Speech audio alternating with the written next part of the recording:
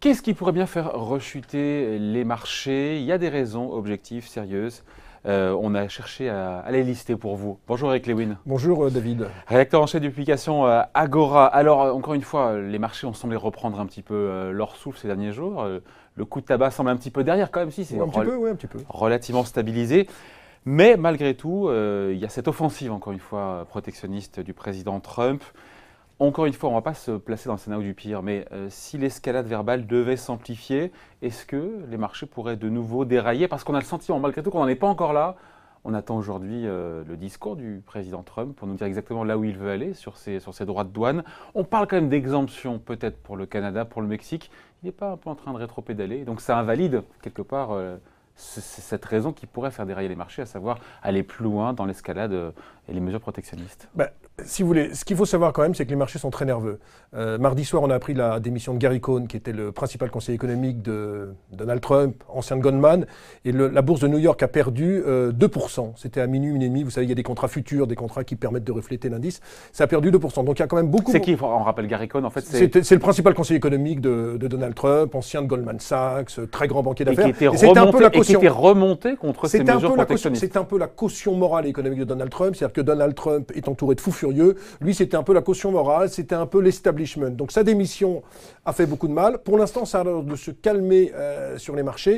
Et il faudrait vraiment que ça se calme, parce que moi, je vais vous donner un chiffre que j'ai retrouvé. C'était en 2002, le président s'appelait W. Bush. Il avait augmenté de 30% les droits de l'acier.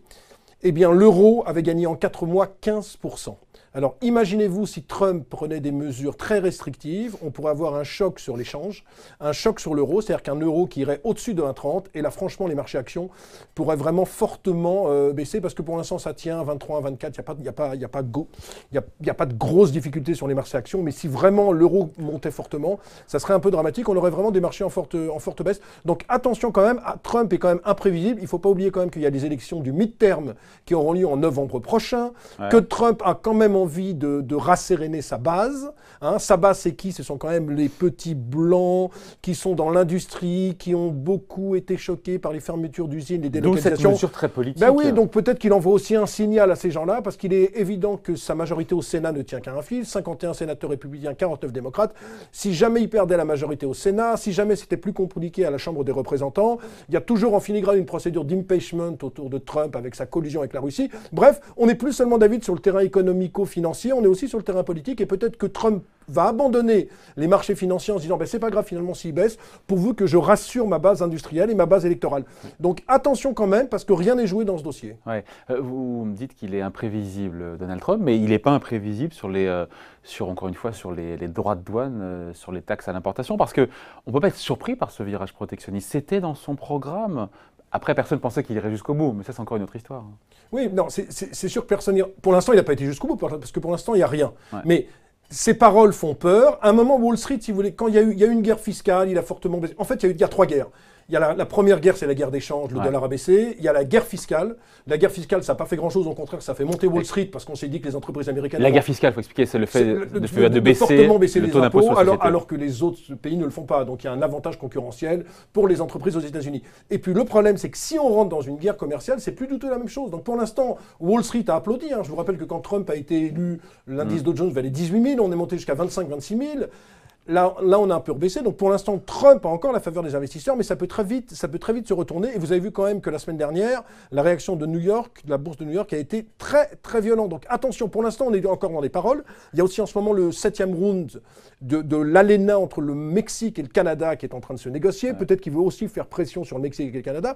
Mais on dit que c'est un jeu à plusieurs bords. On rentre quand même dans un jeu politique. C'est-à-dire qu'on a l'impression que Wall Street est peut-être pour la première fois depuis le début du mandat de Trump un peu laissé de côté et que c'est la politique qui reprend le dessus. Alors là, tout est possible. Tout est possible, encore une fois, si on en saura plus dans les prochaines heures, si, encore une fois, il va jusqu'au bout. Mais s'il met des exemptions, encore une fois, sur le Canada et sur le Mexique... Écoutez, on verra, mais l'homme est tellement imprévisible que tout peut se passer. Bon. C'est pour ça qu'il faut quand même faire très attention. Ouais, ce qui est sûr, c'est que plus de protectionnisme dans le monde, ça veut dire moins de croissance, ça veut dire plus d'inflation. Et là, on fait le lien avec les banques centrales. De la politique à l'économie, il n'y a qu'un pas. Pour les banques centrales, ça change complètement l'équation et la donne. plus d'inflation, moins de croissance. Alors ça veut dire que dans ce cas-là, il n'y aura sans doute pas les 3 hausses des taux qu'on prévoit aux États-Unis. La Banque centrale européenne restera accommodante, alors qu'on prévoit quand même quelques signes de restriction. Peut-être que pourra-t-elle réduire complètement sa politique de rachat d'actifs. Donc il y a un nouveau paradigme. Si vraiment on est dans un protectionnisme, il y a un nouveau paradigme. Mais je vais vous dire, si on rentre vraiment dans le protectionnisme, les marchés financiers vont s'écrouler. Je vous rappelle qu'en 1930, il y avait une loi aux États-Unis qui avait été faite par 2 sénateurs républicains. Le président s'appelait Hoover. Que s'était-il passé? Il avait augmenté fortement les droits de douane. C'était sur 20 000 produits. C'était pas sur l'acier et l'aluminium, bien sûr. Le chômage américain était passé de 9 à 25%. Et je crois que la production industrielle avait baissé de 30%. Donc si on est vraiment dans un schéma protectionniste, on ne parle plus de banque centrale, ne parlez plus de la Fed, ne parlez plus de tout ça. Vendez à découvert et vous gagnerez, mon cher David, beaucoup d'argent. Quand on voit la réaction des Européens, elle est... Pardon, on sort un peu du sujet, mais juste, vous en pensez quoi sur le fait de dire on va taxer le beurre de cacahuète, le jus d'orange, le bourbon. On est dans l'escalade. En même temps, c'est quand même ciblé, c'est malin. Parce que il rentre dans le jeu de Trump. C'est notamment Juncker qui avait ce genre de déclaration. Pour l'instant, il n'y a pas grand-chose. Moi, ce qui me fait beaucoup plus peur, ce n'est pas les Européens, c'est la Chine. Parce que n'oublions pas que quel est le plus grand pourvoyeur de bons du Trésor américain? Qui est-ce qui finance le déficit budgétaire américain? Vous avez le Japon et vous avez la Chine. La Chine, je crois que c'est 12% du financement du déficit budgétaire américain. Donc, s'il y avait des mesures trop protectionnistes contre la Chine, que pourrait dire la Chine? Écoutez, méthode rétorsion, Monsieur Trump, on arrête de financer le déficit américain. Et là, vous avez un 10 ans américain qui passe de 2,80 à 3,50. Et là encore, les marchés financiers s'effondrent. Donc, attention quand même, c'est un jeu très dangereux. Puis vous savez, les petites phrases, les petites mesures, oui, Trump, il ne va pas y aller. Et s'il y va, ça devient quand même très dangereux. Donc attention, on est vraiment sur un terrain extrêmement fragile. D'autant que c'est le deuxième facteur de risque après le protectionnisme. Mais tout ça est un petit peu lié. C'est quand on regarde un peu les indicateurs avancés de l'économie. Encore une fois, il n'y a pas de quoi s'inquiéter, mais il y a des signes d'essoufflement. Encore une fois, rien de grave jusqu'à présent. Mais la croissance mondiale, l'activité n'accélère plus. Il y a un débat où ce que je dis là, où c'est vraiment manifeste qu'on plafonne sur des hauts niveaux, il n'y a pas péril dans la demeure. Non, on plafonne sur des hauts niveaux avec un petit ralentissement qui commence à poindre, ce qui veut dire que si jamais les estimations de croissance, aussi bien dans la zone euro et aux États-Unis, je ne parle même plus du protectionnisme, on enlève la problématique commerce mondial parce qu'on sait très bien, choc sur le commerce mondial, forte baisse de la croissance. Mais en se disant qu'il ne va rien se passer sur la croissance mondiale en raison du protectionnisme, s'il y a des phénomènes purement endogènes avec une croissance économique qui ralentit, c'est un très grand danger pour les marchés financiers, dans la mesure où on a un petit peu surestimé les estimations de bénéfices. On va prendre l'exemple des États-Unis, qui est l'exemple le plus flagrant. On price 18 à 20% de hausse des bénéfices des entreprises américaines en 2018. On a fait combien en 2017 pour comparer? En 2017, c'est entre 9 et 11%, disons. Ouais. Mais avant la réforme fiscale de Trump, on prévoyait entre 12 et 14% de hausse des bénéfices. Maintenant, on est autour de 20. 6%.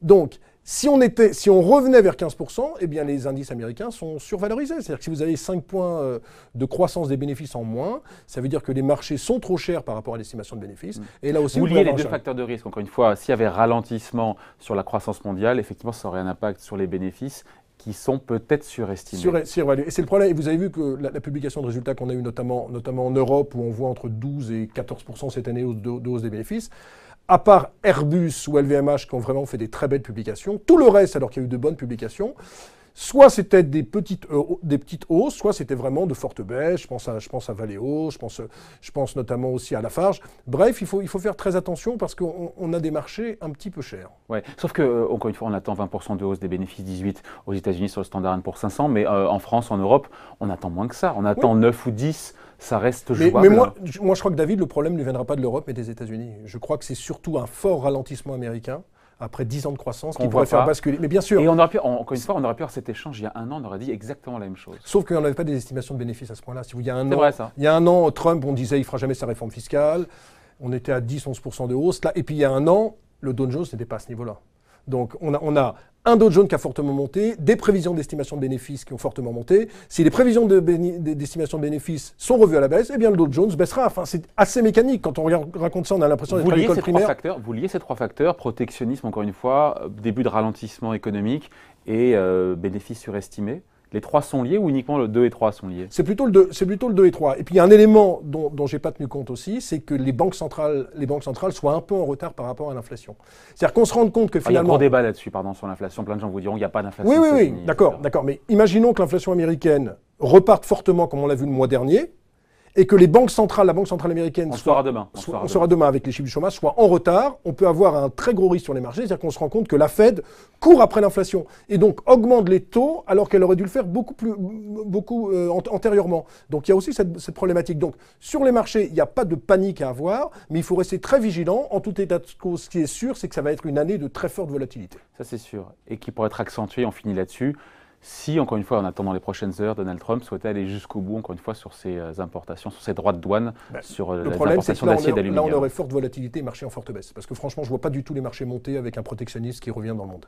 Bon, on en saura plus dans les prochaines heures. Merci à vous pour ces explications. Éric Lewin, donc rédacteur en chef des publications Agora. Merci.